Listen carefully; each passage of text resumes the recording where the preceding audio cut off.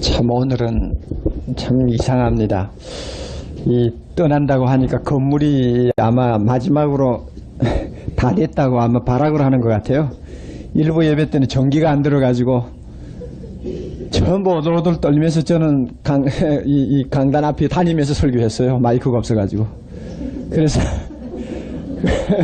그래서 겨우겨우 어떻게 끼워 맞춰가지고 지금 앰프도 터지고 안 되고 했는데 또 3부 가니까 또 난로가 또 못 견디겠다고 터지네요. 아마 우리가 떠나는 것이 꽤 서러운가 봐요. 뭐 그냥 건물이 예, 참 그래도 하나님 앞에 감사합니다. 지난 5년 동안 사실 이 낡은 건물 여러분이 보시면 뭐 전깃줄이 마음대로 지금 뭐 밖으로 나와 있고 이 건물이 제 건물이 아니에요. 참 여러 가지 악조건이 참 많은 건물이고 시설인데 그렇게 허름한 덕분에 우리가 마음대로 사용할 수 있었다는 것 얼마나 하나님 앞에 감사한지 모릅니다. 이제 뭐 떠나는 마지막 주일이니까 조금 문제가 있더라도 다 양해를 해주시고 오늘 특별히 처음 나오신 분 계시면 대단히 죄송합니다. 그저 놀라게 해드려서 참 죄송합니다. 우리 같이 기도드리십시다. 아버지 하나님, 금년 새해 첫 주일을 맞아서 우리가 하나님의 자녀된 것을 다시 한번 감사를 드립니다. 이 시간 이 자리에 우리 하나님이 함께 하시고 예수 그리스도께서 친히 말씀하시는 귀한 성령의 시간임을 믿고 감사합니다. 우리 마음을 열어 주옵소서. 새해를 바라보는 우리들입니다. 앞길에 어떤 일이 있을지 전혀 모르지만 한 가지 분명한 것은 내 앞에 나의 사랑하는 주님이 걸어가고 계신다는 것입니다. 나는 주의 발자취를 따라가기만 하면 됩니다.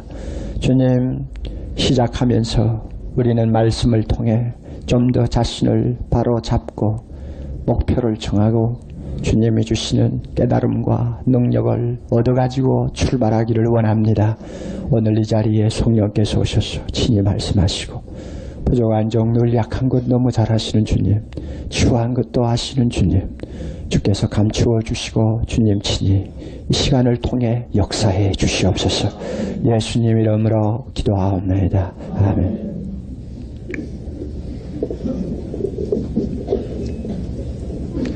오늘 신년 첫 주일을 맞이해서 이 이사야서를 소개하게 되는 것이 저에게는 참 기쁨이 됩니다.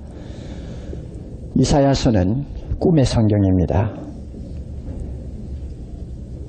현실을 쳐다보고 무슨 이야기를 하는 성경이라기보다는 몇백 년, 몇천 년 후의 세계를 내다보고 하나님이 영감을 주시는 데 따라서 지상에서 표현할 수 있는 가장 아름답고 이상적인 언어를 사용해서 하나의 꿈을 그리는 비전의 성경입니다. 그러므로 새해 첫 주에 우리가 이와 같은 꿈의 성경을 앞에 놓고 한 부분을 생각할 수 있다는 것은 하나님의 은혜라고 분명히 믿습니다. 꿈을 잃어버린다는 것은 비참합니다. 꿈이 없는 민족은 망한다는 말이 있습니다. 세계 역사 문명을 보면 꿈이 없는 나라는 언제든지 남의 나라의 정복이 되었습니다. 그리고 그 후손들이 고생을 많이 했습니다. 그날의 삶에 그저 매달려가지고 당파 싸움하고 안일주의에 빠지고 미래에 대한 설계가 전혀 없고 비전이 없는 나라는 그 후손들이 기가 막히게 고생하게 되어 있습니다. 뭐 어느 나라라고 들 필요가 없겠죠.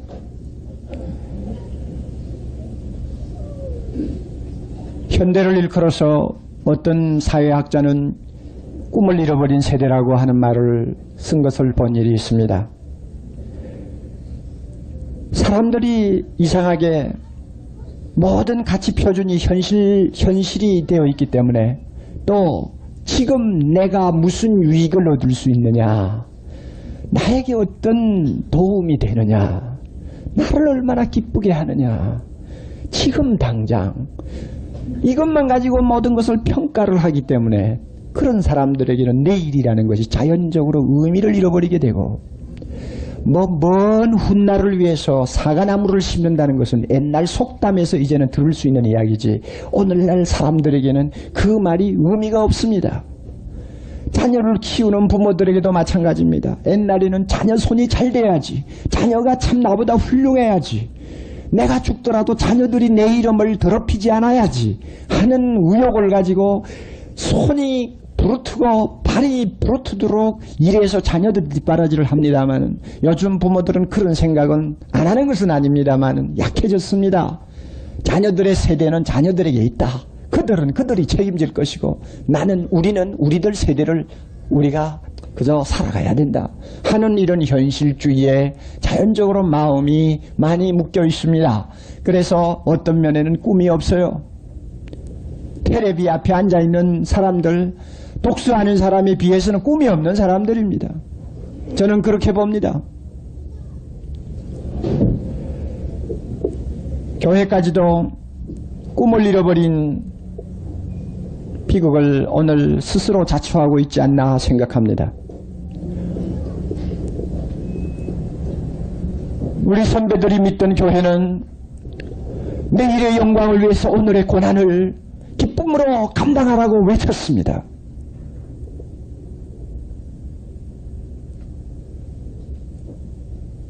내일 하나님이 우리에게 주시는 축복을 위해서 우리는 오늘 투자해야 된다고 할 때 비록 가난한 사람들이었지만은 눈물을 흘리며 아멘하고 그들의 손에 들어오는 현실적인 것 하나도 없지만은 그들은 자신들을 희생했습니다. 그러나 오늘 교회는 그런 이야기를 하면은 시대에 뒤떨어진 사람처럼 생각하고 사람들에게 인기가 없는 교회로 전락해버립니다. 오늘 당장 답답한 내 마음에 우리의 요구에 얼마만큼 교회가 해답을 줄 수 있느냐를 들으려고 사람들이 모입니다. 그러므로 그 현실적인 해답에 어떤 만족을 주든지 길을 잡아주지 못하면 사람들은 고개를 돌려버립니다. 예수님을 따르던 수많은 무리들이 그런 사람들이었습니다. 당장 떡을 가지고 5,000명을 나누어주면 할렐루야! 그러나 내 살을 먹고 내 피를 마시는 자만이 영원히 산다고 하는 이상한 비현실적인 이야기를 했을 때는 모든 사람들이 다 주님을 떠나고 말았습니다. 저는 이와 같은 교회의 성격을 보면서 참 저 자신이 책임을 느끼고 있고 답답하다고 생각합니다. 여러분 이사야를 한번 보세요. 그는 지금 꿈을 꿉니다. 비전을 봅니다. 성령께서 그의 시야를 700년, 800년, 1000년, 2000년 후까지 열어줍니다. 환하게 내다보게 합니다. 모세를 하나님께서 산꼭대기에 세우시고 그의 후손 가나안 백성들이 차지할 적각꿀이 흐르는 땅을 내다보게 하신 다음 그에게 그것을 소유는 못했지만은 바라보는 그것으로 만족하고 그 자리에서 세상을 떠나게 하신 것처럼 이사야는 자기 손에 들어오는 것도 아니요 자기가 누리는 것도 아닙니다만은 하나님의 주시는 비전을 통해서 멀리 내다보는 꿈의 사람이었습니다. 그가 꾼 꿈은 어떤 꿈입니까? 오늘 우리가 본 본문을 잠깐 검토할 필요가 있습니다. 구약의 성경은 특히 어려운 말씀들이기 때문에 우리가 어떤 한 구절을 그냥 뽑아가지고 그 구절을 가지고 무슨 이야기를 하면 잘못하면 탈선합니다. 그러므로 배경을 충분히 알고 그 말씀이 어떤 의미를 가지고 있는가를 공정하게 찾아야 합니다. 여러분 바로 60장 우리 보았는데 60장 바로 한두 절 앞에 보면은 59장 20절 나옵니다. 거기 보면 보세요. 여호와께서 가라사대 구속자가 어디에 임합니까? 시온에 임한다. 그래서 시온에 구속자가 임한다. 이게 주제입니다. 그래서 이 60장부터 나오는 말씀은 주인공이 시온입니다. 시온이 무엇입니까? 예루살렘 성을 이야기합니다. 이 예루살렘 도성은 하나님이 계신다고 하는 상징적인 도시입니다. 성전이 있습니다. 모든 사람들이 하나님 앞에 경배하기 위해서는 시온으로 나아간다고 하는 말을 씁니다. 구약시대에는 예루살렘이 하나님이 거하시는 곳이었습니다. 이래서 시온이라고 합니다. 그러나 이사야가 멀리 내다보고 시온이라고 했을 때는 요즘 팔레스타인에 있는 쓸모없는 예루살렘 도시가 아니라 멀리 하나님이 함께 하시는 한 성을 내다보고 있습니다. 하나님이 함께 하시는 성, 구속자가 임하여 그 위에 영광의 장막을 치는 한 성을 내다보고 있습니다. 그 성, 거룩한 자들만이 모이는 성입니다. 하나님이 축복하시는 성입니다. 여호와의 역사를 이 세상에 펼치려고 하는 성입니다. 그 성을 지금 내다보고 있습니다. 그 성이 시온입니다. 그 성이 무엇입니까? 여러분이 그걸 마음속에 생각하고 이 본문을 보세요. 자, 이 시온에 어떤 축복이 임하는 것을 이사야가 보았습니까? 60장 1절에 조금 지나가면은 이는 내 빛이 이르렀고 여호와의 영광이 내 위에 임하였습니다. 여호와의 영광이 그 시온에 임하였다. 그 다음에 우리가 오늘 읽은 19절, 그 시온은 하나님의 영광의 빛이 임하였기 때문에 다시는 낮에 해가 내 빛이 되지 아니하며 달도 내게 빛을 비추지 아니할 것이요 오직 여호와가 내게 영영한 빛이 되며 내 하나님이 내 영광이 되리라. 그러므로 다시는 해나 달이 필요가 없고 여호와가 내 영원한 빛이 되고 내 슬픔의 날이 마칠 것임이니라. 이것이 이사야가 본 시온의 영광이었습니다. 여러분, 이 하나님의 빛이 임한다, 또 하나님의 영광이 임한다 하는 말이 상당히 추상적인 이야기로 들리지 않습니까? 구체적으로 뭘 말하는 것이냐 이렇게 말할 수도 있어요. 쉽게 이렇게 표현하면 됩니다. 하나님이 임하신다. 네. 하나님은 빛으로 상징됩니다. 영광으로 상징됩니다. 찬란한 저 빛과 같은 모습으로 하나님은 상징이 되는데 그걸 영광이라고 그러지 않습니까?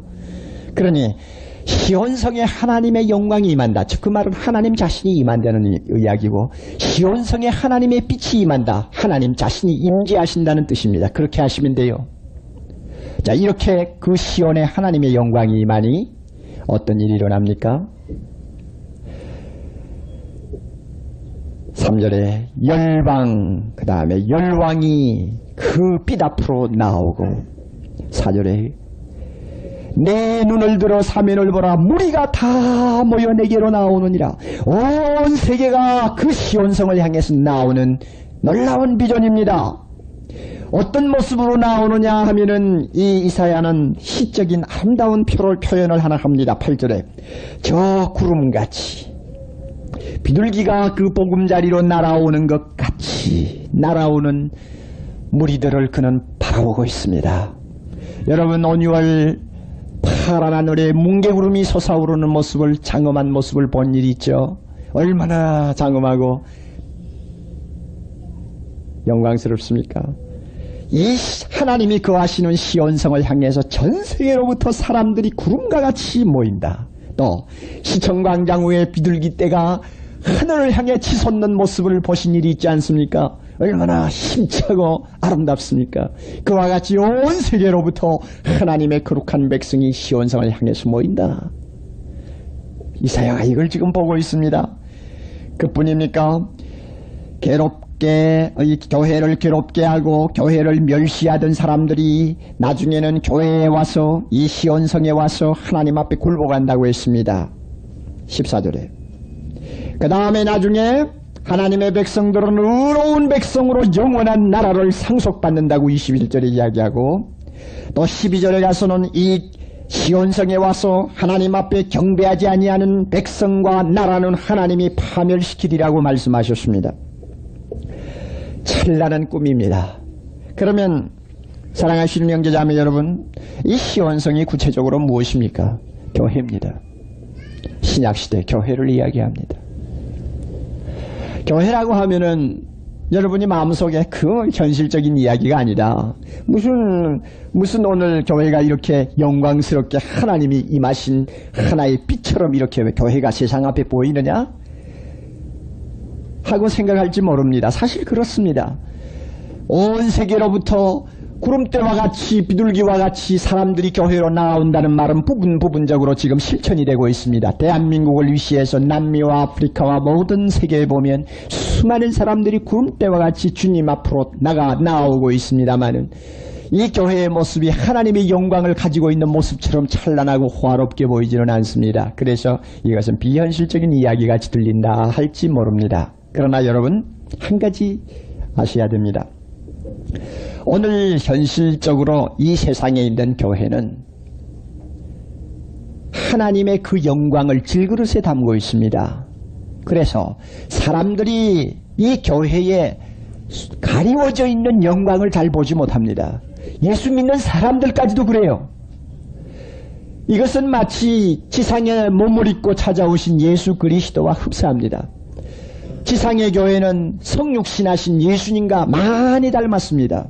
어떤 면에서 닮았느냐 하면 우리 주님이 이 세상에 오셨을 때 너무 초라하셨습니다. 외모가 너무 초라하셨고 그저 가난하고 또 보잘것없는 한 평범한 촌부에 지나지 않았습니다. 사람들이 바라볼 때 예수님 안에 있는 하나님의 영광을 보지 못했습니다. 예수님은 누굽니까? 교리적으로 말합시다. 참 하나님이요, 또 참 사람이요. 이거 못 믿으면 여러분 가장 중요한 우리 이 성경 교리에 대해서 여러분이 무식한 증거가 됩니다. 예수가 누구시냐 할 때 참 하나님이요, 참 사람이시지만 뭐가 없어요? 죄는 없으시니라. 공식입니다. 2000년 동안 교회가 이 진리를 사수하기 위해서 얼마나 수많은 투쟁과 피를 흘렸는지 모릅니다. 예수는 참 하나님이요 참 사람이시고 그러나 죄는 없으시니라. 그런데 세상에 오신 예수 그리스도 안에 참 하나님으로서 영광을 가지고 계셨지만은 사람들이 볼 때 그 영광을 보지 못했습니다. 사람들의 눈에 그 영광이 들어올 리가 없죠. 그래서 사람들이 한때는 예수님을 우하고 따라다니면서 그를 칭찬하고 그를 존경하고 호산나 찬송했지만 자기들에게 조금만 비위가 상하면 우하고 또 등을 돌리고 다 가버렸습니다. 그런데 소수의 사람들만이 초라한 그의 모습 안에 감추어진 하나님의 영광을 볼 수 있었습니다.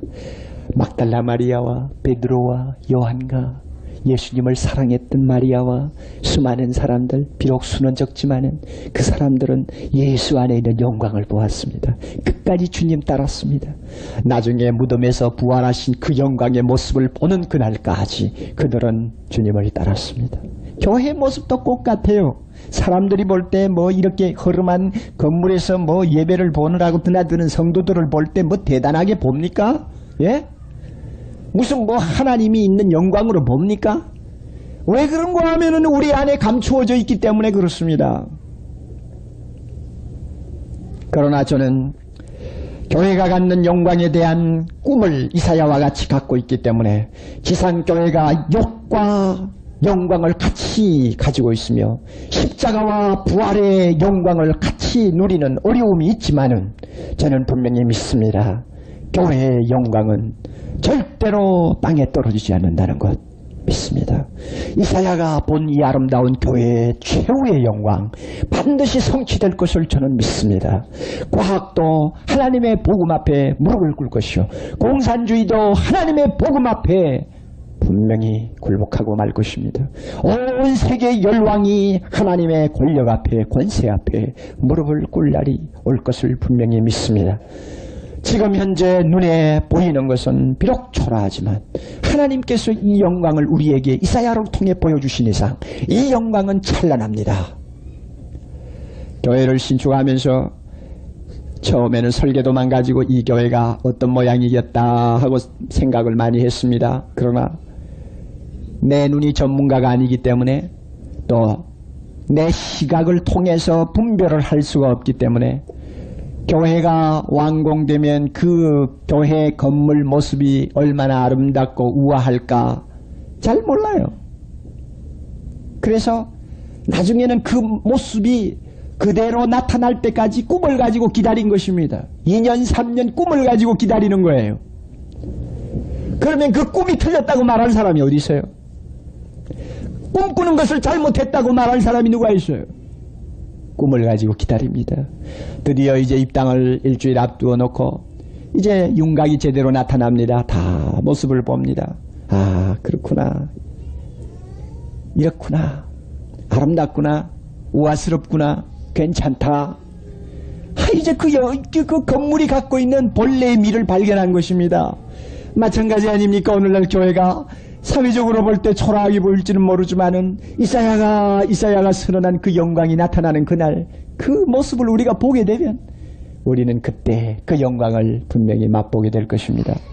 자, 그런데 우리가 이 시간에 중요한 것 하나가 있습니다. 무엇인가 하면은 교회가 도대체 그러면 누구를 이야기합니까? 건물입니까? 아닙니다. 교회가 누굽니까? 하나님의 백성이요. 하나님의 백성이 누군가요? 나입니다. 그러면 지금까지 한 이야기를 결론으로 돌려볼 때 하나님의 영광이 나 위에 임하였다는 이야기구나. 아멘입니까?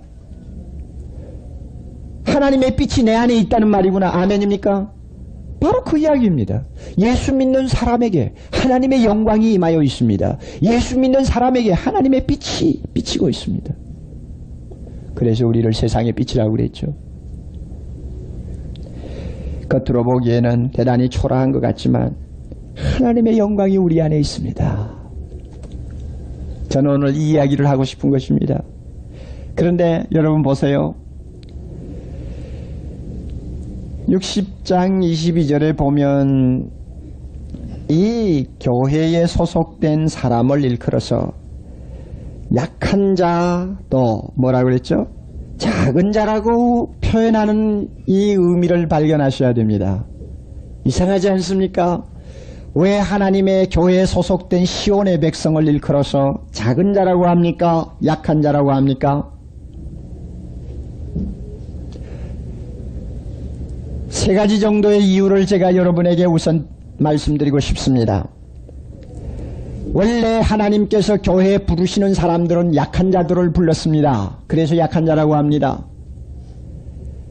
예수님이 하신 비유 가운데서 왕이 잔치를 배설했는데 사람들을 정식 초청을 했습니다. 오늘 우리 초청장 받고 있지 않습니까? 초청을 냈는데 초청을 받은 사람이 한 사람도 오지 않습니다.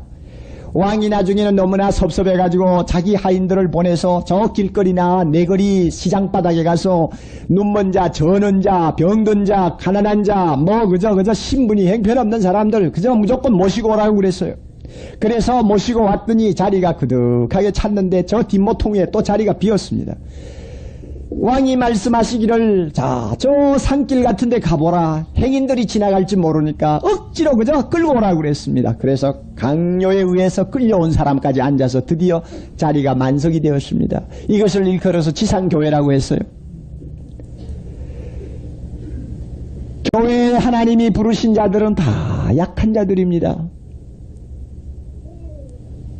바울이 그렇게 말합니다. 하나님이 너희를 불렀는데 어떤 사람을 불렀는지 너희들 한번 보라. 세상에서 없는 자, 멸시받는 자, 가난한 자, 약한 자, 천대받는 자를 하나님이 부르지 않았느냐. 이 말씀을 여러분이 들으면 간혹 어떤 분들은 기분이 나쁘실지 모릅니다. 내가 왜 천대받는 사람이냐? 내가 왜 약한 자냐? 내가 약해서 교회 나왔느냐? 이렇게 말씀하실지 모르지만 저는 목사의 입장에서 분명히 말씀드리고 싶은 것이 있습니다.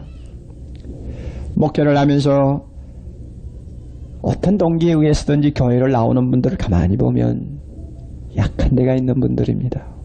약한 사람들이에요.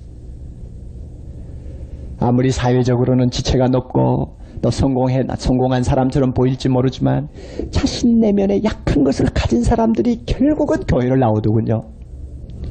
생에 대한 고민, 약점이죠.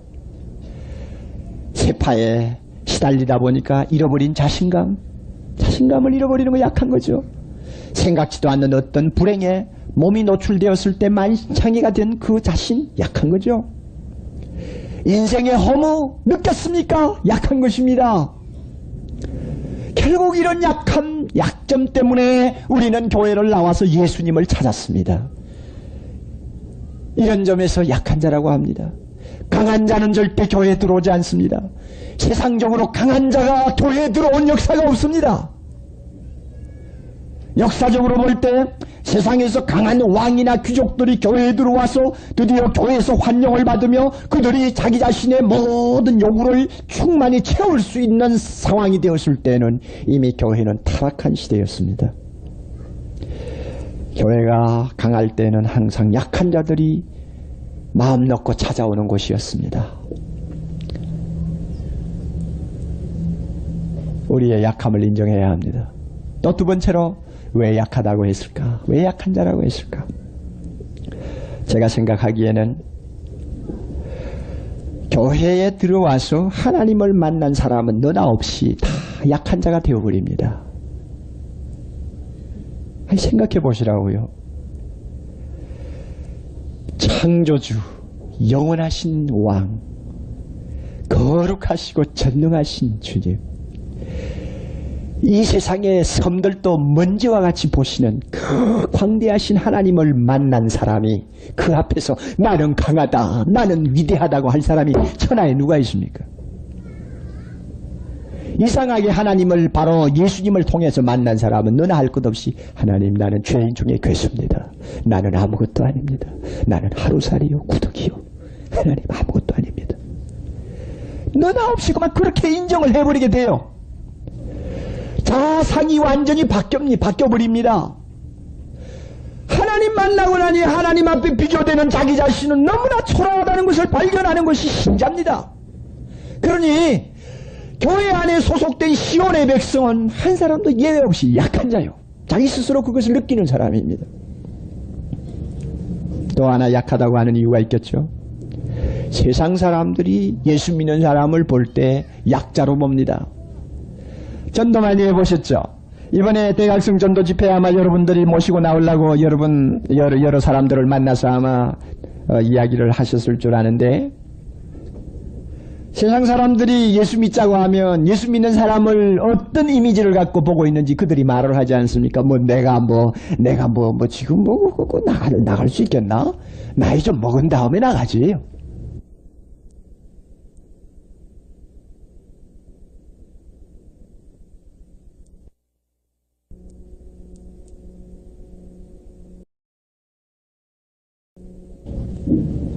그 교회 나가는 사람들 대부분이 보면 좀 가난하든지 마음에 고민이 있든지 무슨 문제가 생겼을 때 나가는 거 아니요? 나는 아직까지 그럴 필요성이 없어요. 여러분 대부분이 그런 이야기를 한다고요. 그렇게 보면 그 사람들 눈에 비친 교회의 이미지, 크리스찬의 이미지는 약한 자들로 비칩니다. 그래서 바울이 말했지 않습니까? 세상 사람들 보기엔 넘어지는 자 같다, 망하는 자 같다, 죽는 자 같다, 없는 자 같다. 이게 크리스찬이에요. 그래서 우리가 예수 믿고 하나님의 자녀가 된 우리 자신을 약한 자라고 표현하는 것을 절대로 이상하게 보지 마시기를 바랍니다. 그것이 정상입니다. 그래서 하나님의 나라는 약한 자를 통해서 위대해집니다. 하나님의 역사는 약한 자를 통해서, 하나님의 능력은 계자씨보다 적은 것을 통해서 나타납니다. 하나님이 그렇게 하시기를 기뻐하셨습니다. 그런데 이 약한 자에게 하나님이 임재해 계십니다. 하나님이 임재해 계십니다. 사람들은 모르지만 하나님은 알아요. 또 아는 사람 하나 있어요. 마귀요. 고린도에서 여러분 어떤 사람이 바울을 모방해가지고 가서 예수 이름으로 나가라 소리쳤죠. 그랬더니 귀신 들린 사람이 하는 말이, 나는 누구도 알고 예수도 알고 나는 또 누구를 알고 바울도 안다. 너는 뭐야? 하고는 막 뛰어 올라가가지고 그냥 막 완전히 그냥 죽을 만들어놨죠. 발가벗고 도망갔죠. 얼마나 급했던지. 마귀는 알아요. 날 보고요. 나는 예수도 알고 너도 안다. 이건 내 안에 누가 거하십니까? 예수님이 거하시는 거. 사람은 몰라도 누가 알아요? 마귀는 알아요. 그러니까 마귀나 귀신이 여러분을 함부로 못하는 것입니다. 영계에서는 알아요. 하나님의 영광이 이미 나에게 임하여 있어요. 그러므로 약한 자가 강국을 이루고 작은 자가 천을 이루는 기적이 가능한 것입니다. 이런 꿈이 가능한 것입니다. 우리 자신에게서 어떤 능력을 찾지 마세요. 아담의 후손으로 태어난 나 자아에서 어떤 선을 찾지 마세요. 우리가 꿈을 가질 수 있고 우리가 희망을 걸 수 있는 것은 내 안에 거하시는 예수 그리스도 때문입니다. 하나님을 모시는 자아가 되었기 때문에, 하나님의 영광이 나와 함께 임하기 때문에 나에게 이런 꿈을 가질 수 있구나 하고 우리는 생각하는 것입니다. 약한 자가 강국을 이루는 꿈입니다. 작은 자가 천을 이루는 꿈입니다. 참 좋은 말씀이요. 그러면 어떻게 이런 꿈이 가능합니까? 나 같은 사람을 통해서 어떻게 가능합니까? 우선 먼저 우리를 통해서 많은 사람이 구원받을 수 있다는 점에서 그 꿈이 가능합니다. 여러분, 예수 믿는 사람은 바로 61장에 나오는 예수 그리스도에 대한 예언과 연결됩니다. 시온에 거하는 예수 믿는 사람들은 어떤 사람이냐 하면 예수 그리스도처럼 아름다운 소식을 전하는 사명을 갖고 있습니다. 그리고 예수님이 하시던 그 일을 우리는 위임받아 있습니다. 마음이 상한 자를 고치는 작업을 할 수 있습니다. 포로된 자에게 자유를 선포할 수 있습니다. 갇힌 자에게 노임을 전파할 수 있습니다. 그 다음에 모든 슬픈 자를 위로하는 능력을 우리는 갖고 있습니다. 그러므로 나 하나를 통하여 수많은 사람들이 그리스도 앞으로 돌아올 수 있는 가능성이 있단 말입니다. 세상에 귀하고 귀한 일 많지만은 영적으로 죽어 소망을 잃어버린 사람으로 하여금 하나님을 만나게 하는 이 작업이야말로 얼마나 귀한 일입니까? 이것만큼 귀한 일이 있어요? 여러분이 예수 믿지 않다가 누구를 통해서 예수 믿어가지고 오늘날 변화된 나 자신을 한번 보세요. 소망을 잃어버렸던 내가 그리스도 때문에 다시 희망을 갖게 된 이 자아를 한번 보시라고요. 물욕의 노예가 되어 있고 정욕의 노예가 되어 있어 갇힌 자가 되었던 내가 예수 그리스도를 믿고 해방받자나 말자 나에게 얼마나 놀라운 평안과 기쁨이 찾아오는가를 여러분 스스로를 통해서 증명할 수 있지 않습니까? 내 이웃에 있는 사람에게 이와 같은 축복을 안겨주는 일이야말로 세상에서 귀한 일 중에 귀한 일인데 우리가 이런 일을 할 수 있습니다. 예수님이 나와 함께 하심으로 할 수 있습니다. 약한 자지만 강국을 이룰 수 있습니다. 작은 자지만은 천을 이룰 수가 있습니다. 빌 브라이트 박사가 대학생 선교회 총재가 쓴 글 중에 저는 아주 인상 깊은 글을 하나 읽었습니다. 나는 인생을 이렇게 생각한다. 신자건 신자가 아니건 간에 이 세상에서 고생을 당하기는 마찬가지며 다 한 번은 죽는다. 기왕 내가 예수를 믿을 바에는 하나님이 주실 수 있는 전부를 차지하고 싶고 그 대신 하나님이 무엇을 의도하고 있는 바를 찾아서 그 요구에 부족됨이 없는 자신이 되고 싶다. 이왕 고생을 하고 한 번 죽고 말 바에는 가장 높고 귀한 것을 위하여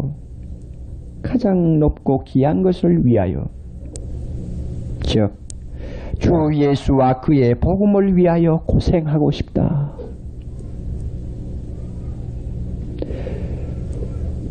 그가 이런 깨달음과 결단을 하자마자 막대한 재산을 갖고 있는 젊은 비즈니스맨이었지만 그 재산 다 남을 하나님 앞으로 인도하는 일에 전부 투자해버리고 지난 30년 이상 온 세계를 누비며 캠퍼스에서 젊은이들에게 복음을 전하여 오늘날 수십만 아마 수백만이 될지도 모르는 많은 젊은이들이 그를 통해서 그의 단체를 통해서 예수 믿고 변화받았습니다. 대한민국에도 몇만 명 아마 10만 명이 넘는 사람들이 이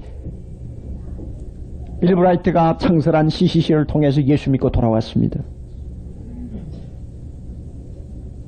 이것만큼 큰 일이 있습니까?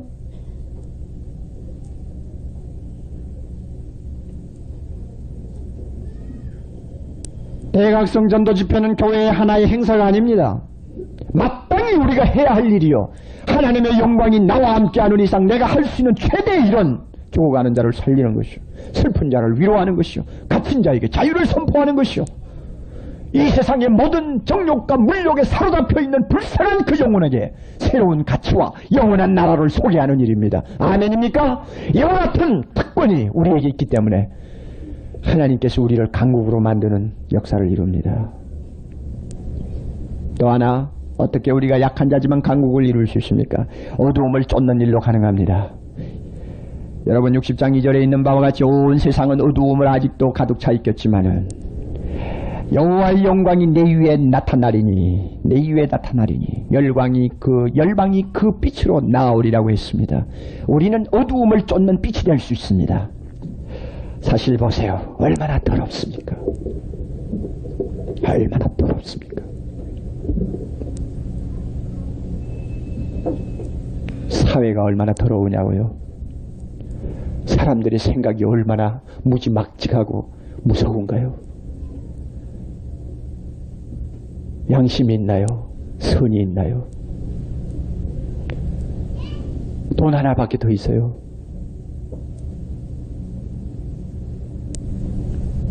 정욕을 위해서 춤추는 사람들의 모습을 한번 보세요. 지옥에서 마귀가 춤추는 것과 꼭 비슷하지 않습니까? 얼마나 더럽습니까? 어둡습니까? 그러나 우리가 비록 약한 자요 작은 자지만 나를 통해서 하나님의 빛이 조용히 비칠 때 직장에서 가정에서 그래도 선하게 살고 그래도 양심적으로 살고 바른 일을 위해서 희생하고 싶은 뜨거운 마음을 가지고 살면 내가 빛이라. 내 주변의 어두움이 서서히 물러가는 역사가 나타납니다. 그곳에 하나님의 영광이 나타나는데 나를 통해 가능하다 그 말입니다. 여러분 나를 통해 가능합니다. 내가 예수 믿지 않았다면 불가능하겠지만은 내 안에 빛 대신 그리스도가 거하시는 이상 나는 빛으로 일할 수 있습니다. 어디를 가든지 예수님처럼 빛으로 살려다가 욕을 당하는 한이 있어도 우리는 결국은 승리합니다. 대한민국을 구제할 수 있는 길 교회밖에 없습니다. 모든 사람들에게 새로운 가치관을 보여줄 수 있는 마지막 보루가 있다면 크리스찬밖에 없습니다. 왜? 빛이기 때문에. 하나님의 영광이 함께하는 신이기 때문에. 제가 신이라고 하는 말이 이상합니까? 예수님이 자기를 하나님의 아들이라고 하니까 사람들이 말하기를 너는 참남하다 어찌 내가 사람이면서 하나님이라고 할 수 있느냐 할 때 주님이 대답한 말씀이 있습니다. 너희들 구약을 보지 못하였느냐? 구약을 보라. 하나님의 말씀을 받은 자를 신이라고 했거늘 어찌 내가 하나님의 아들이라고 하는 것을 이상하게 여기느냐? 우리는 이미 신의 성품에 참여한 사람들입니다. 육체를 입고 있지만 우리는 신입니다. 악용하지 마세요, 이 표현을. 하나님이 함께 하시는 사람이라는 뜻입니다. 작은 자지만은 약한 자지만은 우리는 여호와의 영광, 여호와의 신성이 함께하는 하나님의 자녀입니다. 하나님을 닮아가는 거룩한 우리의 모습을 통해서 주변에 있는 모든 더러운 찌꺼기들을 우리는 청소할 수 있으며 사람들의 마음속에 빛을 비추어 줍니다. 악이 물러갈 것입니다. 분배한 것이 고쳐질 것입니다. 선거 때가 다가옵니다마는 국회에 있는 70여 명 내지 100명의 국회의원 후보자들 중에 크리스찬 후보자들이 정말 빛으로서 앞으로 일해주기를 참 저는 간절히 바랍니다. 그들이 선거할 때부터 양심적으로 좀 해줬으면 좋겠어요. 만약에 그들이 그와 같이 양심적으로 선거 때부터 하나님의 자녀답게 정의를 위해서 일할 수 있다면 단 100여 명의 사람들을 통해서도 정계의 빛이 비칠 것이요. 만약에 그들이 그렇지 않고 믿지 아니하는 사람들과 똑같은 행동과 똑같은 정책을 가지고 선거운동한다면 한국은 기가 막힌 상황으로 치달을 수 있습니다. 우리 역시 마찬가지입니다. 직장에서나 사업터에서나 길거리에서나 우리가 빛입니다. 그 긍지를 잊어버리지 마세요. 우리가 대한민국 구원할 수 있고 우리가 잘못하면 대한민국 망칠 수 있습니다. 대한민국의 크리스찬의 수가 1000만이요.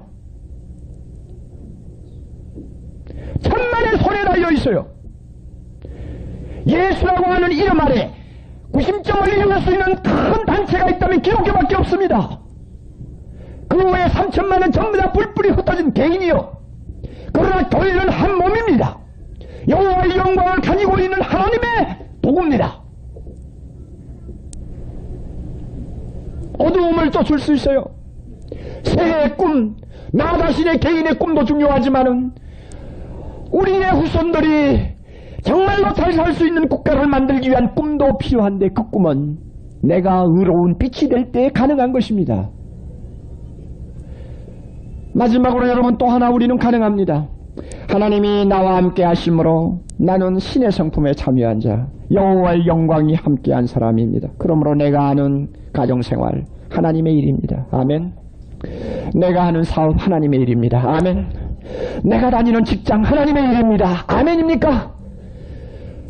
하나님이 나와 함께 거하시면서 하는데 왜 그 일이 하나님의 일이 아니요? 왜? 내가 어디 육체의 일 따로 있고 영의 일 따로 있나요? 그러므로 약한 자가 강국을 이루리라. 작은 자가 천을 이루리라. 아멘. 나의 사업터를 통해서도 하나님이 이 역사를 이룰 수 있습니다. 나를 통해. 그러므로 크리스찬들은 하시는 일마다 하나님의 은총이 따르도록 최선을 다하십시오. 여러분의 가정에 진정한 평화와 행복과 번영이 임하도록 여러분 아침 저녁 하나님과 동행하십시오. 여러분의 자녀들을 바로 교육하십시오. 모든 주변의 가정들에게 모범이 되도록 하십시오. 하나님이 축복하실 것입니다. 왜냐하면 자기 자녀, 자기가 함께 구하는 하나님의 백성이 사는 가정요 일하는 일터인데 하나님이 그것은 세상 일이니 내 마음대로 해라 하고 마음대로 내버려 둘 줄 압니까? 천만에요. 우리는 사업터에서도 성공해야 합니다. 우리는 직장생활에서도 다른 사람들에게 눈총을 받을 사람이 되어서는 안 됩니다. 가정도 마찬가지입니다. 작은 자지만 강국을 이루는 결과를 가져올 수 있다는 확신을 가져야 합니다. 적은 자지만 천을 이룰 수 있다는 확신을 갖고 그것을 비전으로 놓고 금년 한 해 뛰어야 합니다. 하나님이 이와 같은 축복을 여러분에게 주시기를 바랍니다. 꿈을 나 자신에게 찾지 마세요.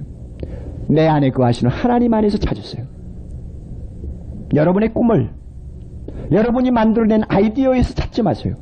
하나님이 나에게 주신 영감을 통해서 찾으세요. 여러분이 한 해 동안에 아름다운 미래를 놓고 오늘을 희생하는 한이 있더라도 그 꿈을 위해서 뛰어가고 싶은 사람들이 되기를 원한다면 조그만한 일에 매이지 마세요.